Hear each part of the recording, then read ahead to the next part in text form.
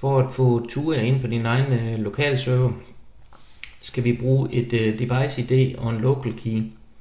Og det finder man inde på Thujas IoT-platform, iot.thuja.com. Og det kræver så, at du har oprettet dig som bruger derinde.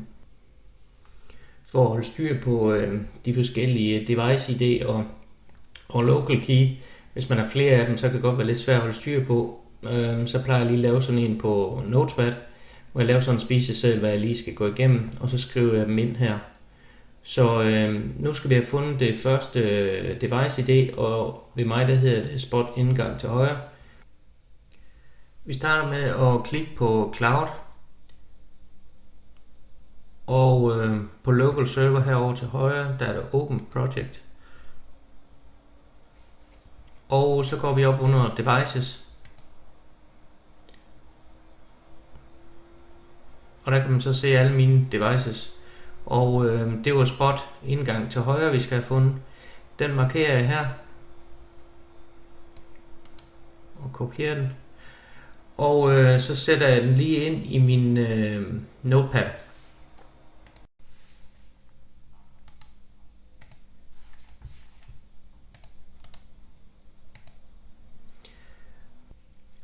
Nu skal vi have fundet local key, og der går vi ind på Cloud, og så over i API Explorer.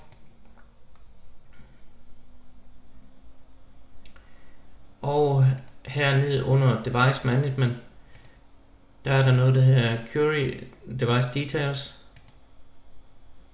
Og her der sætter vi så vores device ID ind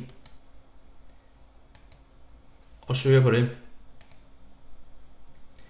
Så herovre i højre side her, der skulle der gerne stå local key, eller local key, og den markerer vi lige herfra. Kopierer dem, og så gemmer dem over i vores Notepad.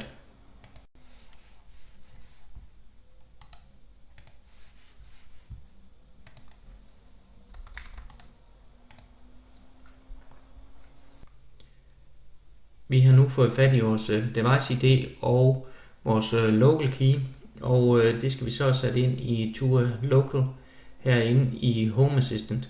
Så vi går ind i indstillinger, enhed tjenester,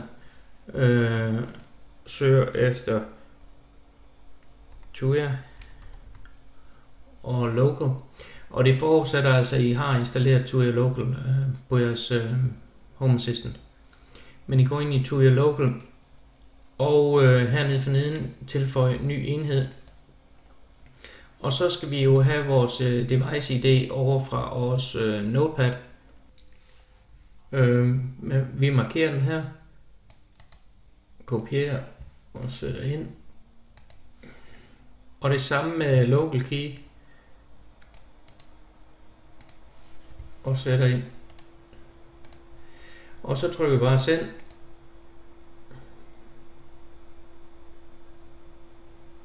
Og det er bare den type pære, at det er her med mig. Og der trykker vi bare send. Og så kalder vi et navn, og der kalder jeg den spot indgang.